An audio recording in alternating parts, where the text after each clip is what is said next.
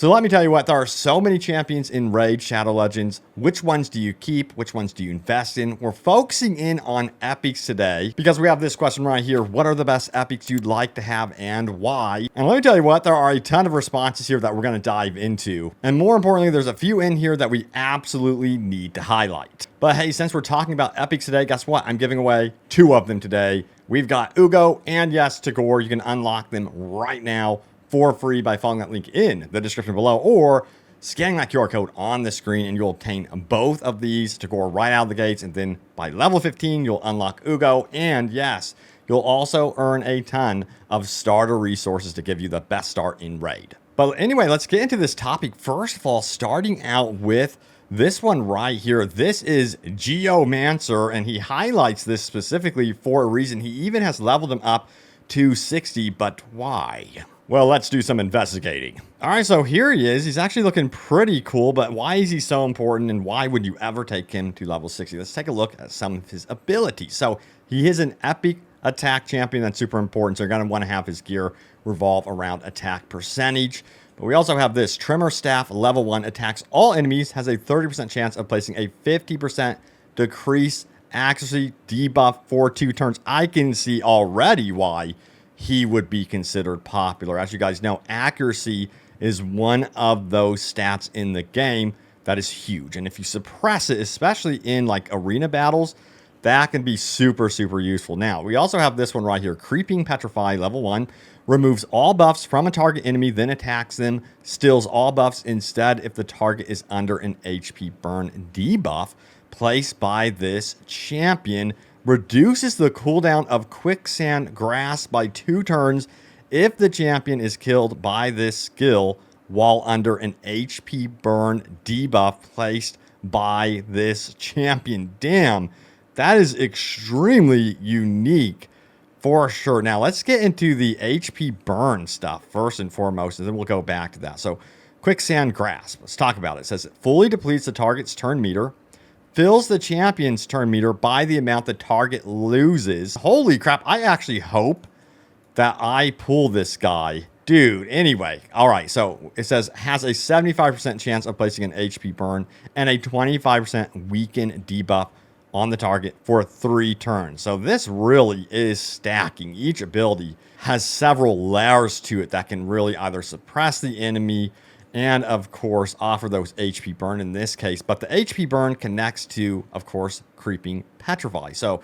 again, when under that HP burn debuff placed by this champion, he has the ability to steal all buffs instead. And you got to remember, this is huge. Stealing all the buffs instead if the target is under an HP burn debuff, that is absolutely massive right there. So, yeah, a lot of potential with this dude for sure. But I want to take a look at this one right here, Stone Guard. It says decreases the damage on all allies received by 15% and deflects that damage onto each enemy under an HP burn debuff placed by this champion. If there are multiple champions on the team with this skill, only one will activate though. Okay, now whenever this champion is attacked, deflects 30% of the damage instead. When deflecting damage on each enemy hit, has a 30% chance of dealing additional damage equal to 3% of this target's max HP. It just sounds so powerful, you know, being able to decrease the damage on all allies by that 15%, but on top of that, deflecting that onto each enemy. You know, it seems like you really want to also start out with this guy with this attack so that you can get that, of course, HP burn going immediately right out of the gate. So he is extremely unique. Now, what about his aura skill? It says increases ally HP in all battles by 25%. I love how it is universal and it's above 20%. Yeah, I can see why you would never want to really get rid of this dude, and he is totally worth upgrading. And then we got this one here that I don't have, Man-Eater and Demethia, late game, and I still have to 2 key CB. Okay, so let's go ahead and take a look. So Demethia is another dwarf. Let's go straight to her and check her out. She's actually pretty cool looking. I'm getting Lord of the Rings vibes once again here. So she's an epic support this go around, not attack. So again, you really want to keep her alive as much as possible. But let's get into her actual skills. Fires of Old. Attacks one enemy 2 times. Each hit places a shield buff for 2 turns, equal to 10% of the champion's max HP on the ally with the lowest HP. So, you know, it really does protect your ally. So that's cool. We also have Light of the Deep. Increases the duration of all ally buffs by 1 turn, then decreases the duration of all ally debuffs by 1 turn. That is huge. Also heals all allies by 2.5% of their max HP. Heals by a further 2.5% max HP for each turn added to or removed from the duration of buffs and debuffs of this skills. Offering those heals and then also really helping out removing any of those negative side effects that you receive from the enemy team. So that is really big because, yeah, as you further get into the game, they're going to attempt to debuff you more and more. So you're going to need more champions that really revolve around the fact of either being like able to block out debuffs entirely or just removing that status effect, that negative status effect from your team. So that's huge for her.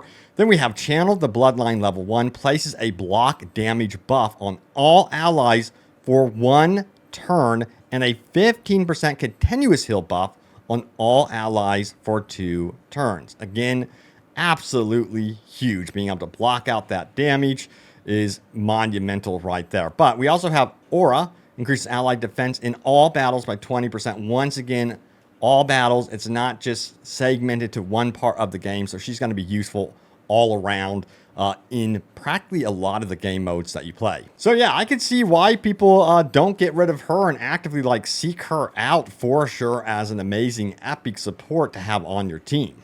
Then we got Man-Eater that was mentioned. He looks badass. He looks like something that you find roaming around Middle Earth for sure. But he's an epic HP champion. So he's all about that health pool. And he's got quite a bit of health here, as you can see. But let's take a look-see.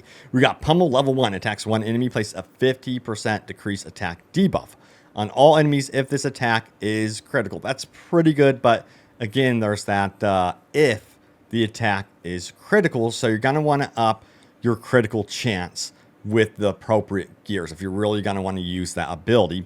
Then we also have Siphon level 1, attacks one enemy, fully depletes the target's turn meter, fills this champion's turn meter equal to the amount of the target lost, once again keeping the targets at bay, reducing their amount of attacks, ability to heal, all sorts of cool stuff going on there for sure, keeping them out of the battle. Ancient Blood says this champion receives damage, then places an unkillable buff and a block debuffs buff on all allies for 2 turns. That's what I'm talking about. Damage received is equal to 5% of max HP for each alive ally. Dude, that right there provides the ultimate protection for your allies. He is absolutely a team player, walking the tightrope here between HP champion and support champion. He's almost like a hybrid in my opinion. But we also have this Aura, increases ally HP in dungeons specifically by 33%. That's the only downside to that, is that you get that bonus in dungeons. But hey, he doesn't have to necessarily be the leader of the team. But yeah, he's a badass. And this guy says he still doesn't have Godseeker after 4 years. And we also have another comment here. Dude, she's like the only damn epic void I can ever manage to pull. Have all of mine. All right, let's take a look at Godseeker of the Sacred Order. Dude, okay. The shields, man. The shields are just absolutely badass. Just aesthetically amazing. Let me tell you what. She looks like a Valkyrie. All right, so epic defense. That's what we're talking about here. Look at her sword, dude. Okay, so we have her abilities. Blade of Blessings attacks one enemy, heals the ally with the lowest HP by 5% of their max HP. Cannot heal this champion. That's pretty decent right there. And then we also have attacks all enemies, heals all allies by 15% of their max HP, then decreases the duration of all buffs on all enemies by 1 turn. Excellent. And increases the duration of all buffs on all allies by 1 turn. So you're kind of like flip-flopping there and giving yourself an advantage as a team and decreasing their ability to buff right there. But I also love the fact that that ability attacks all enemies, not just one. That's what I'm looking for. But what do we have here? Revives a dead ally with 50% HP, then fills their turn meter by 50% and resets the cooldowns on all their skills. This isn't like reviving the entire team or like 2 members. It's 1 person in particular. I do wish that you could revive more people, more allies, but hey, you know, the ability to fill that turn meter by 50%. And, revive an ally with 50% HP out of the gates is huge. So that is why she is very popular. But we also have this one right here. Her Ascension ability increases the amount of healing allies received by 10%. All about the hills, man. Keeping the team up and running. I love it. Every single ability practically is about keeping the team going.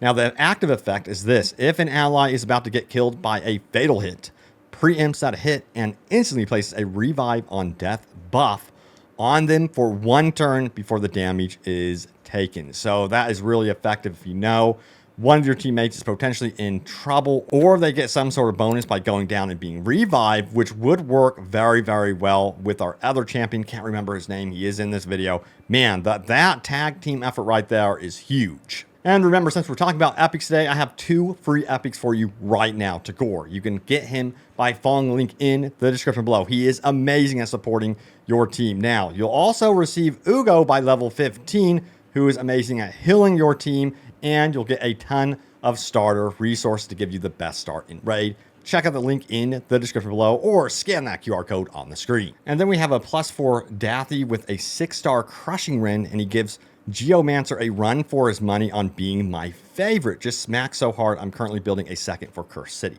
All right, here he is. He is an attack epic right here, and he looks like a total badass. Long range with the bow.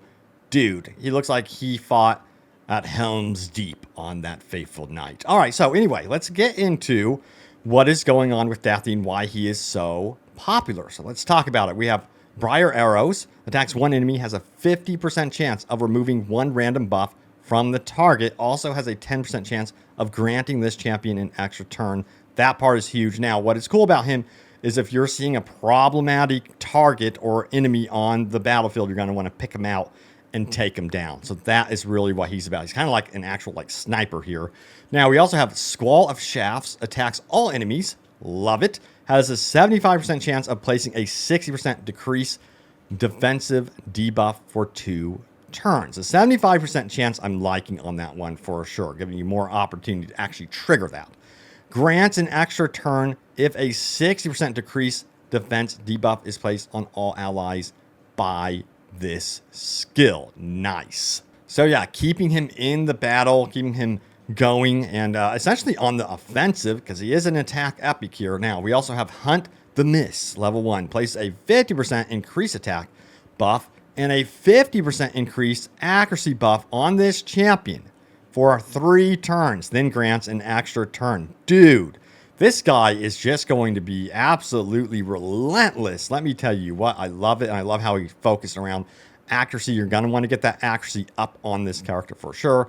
And then if you are placing him as a leader, he is going to increase ally accuracy in all battles. That's what I'm talking about, by 40. Dude, yeah, I can see why he is so damn popular. And then we have Skull Crown, because I'm still waiting after playing so long that HH has actually figured out what the hell he's talking about. Ash is still clueless though, so there's still no hope. Whoa, shots fired. Where did that come from? But anyway, let's get into Skull Crown here. And there she is, Skull Crown. Dude, badass. Always just love seeing the design of these characters.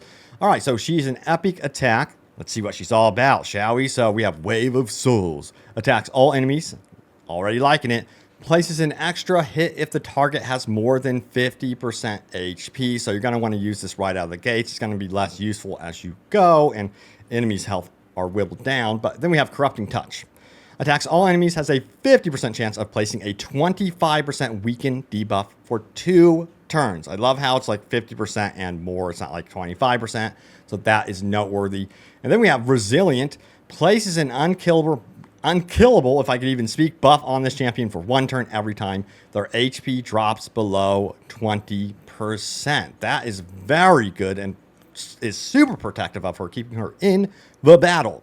Now, From Beyond revives this champion with 30% HP, only available when Sinisha is on the same team. So you're going to tag team and seek out Sinisha for sure. But it looks like she increased all ally speed in arena battles by 25%. So she's going to be really effective in arena being relentless, being able to stay in the battle. So I could see her being super useful for that. But yeah, some very cool epic champions. Just wanted to highlight them for you guys. Let me know what epic champion is your current favorite. But remember, as always, yes, I'm giving away Teodor and Ugo, 2 amazing epic support champions right now for free. See that link in the description below, or scan that QR code on the screen to obtain them both. And yes, a ton of starter resources to give you the absolute best start in Raid Shadow Legends. But thank you guys so much for watching. Stay tuned here for more Raid Shadow Legends. Hope you guys enjoyed the video, and I will see you all next time. Take care.